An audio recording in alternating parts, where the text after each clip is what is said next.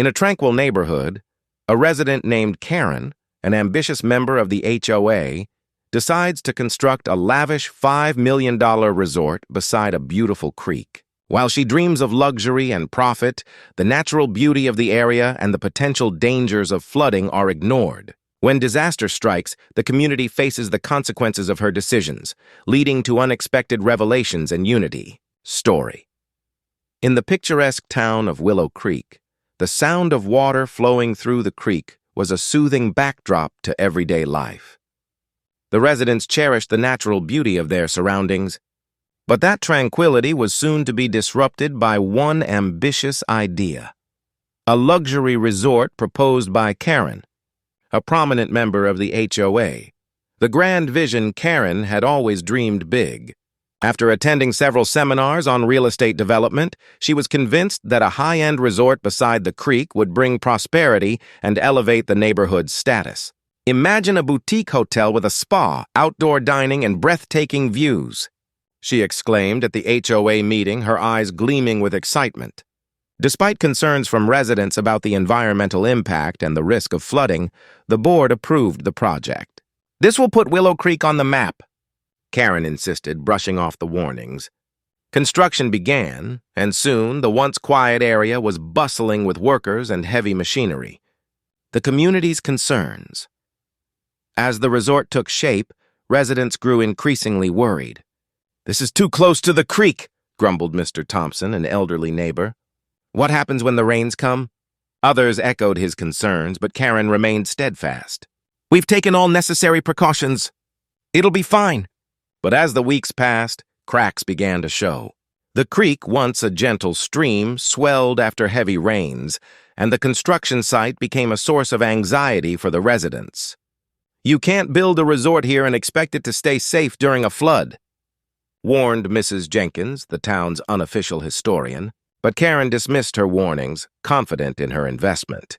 The storm won. Fateful night, dark clouds rolled in, and a torrential downpour began. The creek swelled ominously, and the sound of rushing water grew louder. Residents watched in horror as the water rose rapidly, threatening their homes and the newly built resort. As dawn broke, the community awoke to devastation. The creek had overflowed its banks, and the luxury resort, once a symbol of prosperity, was now a scene of chaos. Floodwaters swept through the property, destroying everything in their path. Karen stood on the bank, her face pale, as she witnessed the resort being engulfed by the relentless waters. The aftermath. In the days that followed, the reality of the situation set in. The resort was a total loss, and the community came together to assess the damage. Residents helped each other clean up debris and salvage what they could. Despite their initial frustrations with the construction, they recognized the importance of supporting one another in times of crisis. Karen, once the embodiment of ambition, was now overwhelmed with regret. "I thought I was bringing something good to our community," she lamented, tears in her eyes. "I never imagined this would happen." The residents gathered for an impromptu meeting to discuss the future. "We need to take care of our creek and our community," Mr. Thompson proposed. "Let's create a committee to focus on environmental protection and responsible development." A new beginning. With renewed purpose, the community rallied around the idea. They organized cleanup efforts, planted trees along the creek, and worked together to create a plan that honored the natural landscape. Karen, humbled by the experience, volunteered to lead the effort, determined to make amends. As the seasons changed, the creek slowly returned to its serene state. The residents of Willow Creek found solace in their unity and resilience, turning a disaster into an opportunity for growth. They learned the importance of balancing ambition with respect for nature. Conclusion. The story of the resort became a cautionary tale, reminding everyone that progress should never come at the cost of the environment. Karen, once seen as a misguided dreamer, emerged as a dedicated advocate for the community. The residents of Willow Creek discovered that true prosperity lies not in luxury developments, but in the strength of their bonds and the preservation of their cherished home. Together, they forged a path toward a brighter, more sustainable future. In the idyllic town of Willow Creek, residents prided themselves on their close-knit community and the natural beauty surrounding them. The gentle flow of the creek was a cherished part of daily life, offering a serene escape for families and wildlife alike. But this tranquility was about to be shattered by the ambitious vision of one resident, Karen, a prominent HOA member with a penchant for grandeur. The proposal after attending a real estate seminar, Karen returned with a grand vision that she couldn't wait to share. "We need to elevate our neighborhood's profile," she declared at the HOA meeting. "Imagine a luxurious resort right by the creek. It'll attract tourists, create jobs, and boost our economy." Despite the murmurs of concern from residents about the environmental risks and potential flooding, the allure of prosperity swayed the board. "Think of the revenue," they echoed, overlooking the warnings. Karen's dream was greenlit, and construction began almost immediately. The construction phase, as the resort took shape, the landscape transformed. Heavy machinery roared to life, clearing trees and leveling the ground. The once tranquil creek became a backdrop for cranes and concrete mixers. While Karen envisioned a paradise for visitors, the locals feared for their homes and the ecosystem they cherished. "I can't believe they're building this here," grumbled Mr. Thompson. "What happens to our creek when the rains come?"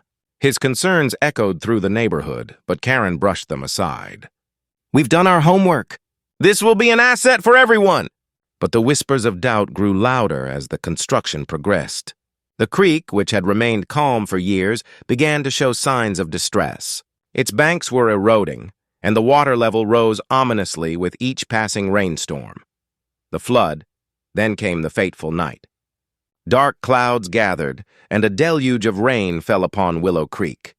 The ground, saturated from weeks of rain, could absorb no more. As midnight approached, the creek overflowed its banks, transforming from a gentle stream into a roaring torrent. Residents were jolted awake by the sound of rushing water. Panic gripped the neighborhood as they rushed to secure their homes. Karen, who had been so confident in her project, stood on the bank, watching in horror as the floodwaters surged toward the resort. By dawn, the scene was one of devastation. The resort, once a symbol of Karen's ambition, was now a chaotic mess of debris and submerged structures. The community gathered at the edge of the creek, shock and disbelief etched on their faces as they witnessed the destruction. The community unites in the aftermath. The residents of Willow Creek came together to assess the damage. Homes were threatened, gardens destroyed, and the community was shaken. Yet, amid the chaos, a spirit of collaboration emerged. "We need to help each other," shouted Mrs. Jenkins, rallying the neighbors. "Let's clean up and see what we can salvage." As they worked side by side, the initial anger toward Karen began to shift. She was devastated, her dream in ruins. "I never wanted this to happen," she said, tears streaming down her face. "I wanted to improve our community." Recognizing her remorse, the residents softened. "We all make mistakes," Mr. Thompson said, placing a hand on her shoulder. "But we need to focus on what we can do now." A new direction. The community held an emergency meeting to discuss their next steps. "Let's create a committee for environmental protection," suggested a young resident named Sarah. "We can work to restore the creek and prevent this from happening again." With renewed purpose, the town banded together. They organized cleanup efforts, planting native trees along the creek to bolster its banks and protect against future flooding. Karen, eager to contribute, took the lead, advocating for responsible development that respected the environment. As the seasons changed, the creek slowly began to heal. The community's efforts bore fruit, and they celebrated small victories together. They held workshops on sustainable practices and invited experts to educate residents about the importance of preserving their natural surroundings. The transformation. Months later, Willow Creek emerged stronger than ever. The scars of the flood were healing, and the community had forged new bonds through adversity. Karen, once seen as a misguided dreamer, became a dedicated advocate for environmental stewardship. She often spoke at local events, sharing her journey from ambition to humility. With the community's resilience on display, they organized an annual festival to celebrate their natural beauty and the lessons learned. The Willow Creek Revival Festival became a beloved tradition, drawing residents together to honor their bond with nature and each other. Conclusion. What began as a disastrous venture transformed into a powerful story of unity and growth.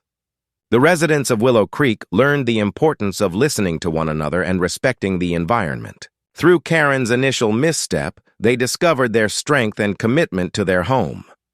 Their journey became a testament to the idea that sometimes, out of destruction, new beginnings can flourish. Willow Creek stood as a beacon of hope, a reminder that community, resilience, and respect for nature could pave the way for a brighter future. Together. My family owned a large plot of land next to Willow Creek, a peaceful, meandering stream that fed into the nearby lake. We weren't part of the HOA, Homeowners Association, that governed the massive new development, Lakeside Estates, next door. We were upstream from them, which was crucial. At the head of that HOA was Mrs. Pritchard, the ultimate Karen, obsessed with rules, property values, and her own self-importance. The problem: Karen's view. The trouble began when the HOA, under Mrs. Pritchard's direction, decided to build a $5 million Mediterranean-style clubhouse and resort right on the banks of Willow Creek. It was meant to be the community's crown jewel, complete with a grand patio overlooking the water. They bought the land directly downstream from us. I knew the area well. Every 7 to 10 years, when the heavy snowpack melted rapidly in the spring, the creek would swell into a raging torrent. It was an established floodplain, but the developers, egged on by Mrs. Pritchard, ignored the old geological surveys and built the resort a mere 6 feet from the water's edge. I sent the HOA a registered letter, complete with historical flood data and photos. "Building here is dangerous," I warned. "The creek will reclaim this land." Mrs. Pritchard's reply was curt and arrogant. "Your crude history is irrelevant. Our engineers have deemed the site safe. Your creekside garden, however, is an unauthorized eyesore that detracts from our magnificent new resort's view. You have 30 days to remove the rustic fence and those large, distracting willow trees near the water's edge. Or we will fine you daily." The rustic fence was a small stone retaining wall, and the distracting willow trees were critical native plants whose roots helped stabilize the creek's banks on my property. They were nature's defense against erosion and flooding. The HOA simply wanted a clear, unobstructed view of the water from their resort's infinity pool. The first strike, the battle for the willows, when I refused to remove the protective plants and the wall, they sent their own landscaping crew onto my property, a trespass, and tried to start cutting. I met them with the local sheriff's deputy and a copy of my property survey. The HOA had to retreat, but the confrontation had escalated the feud.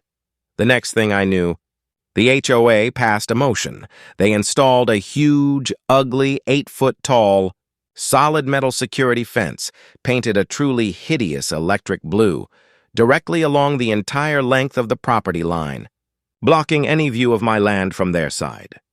"Enjoy your magnificent resort view now, Karen," I thought, laughing to myself.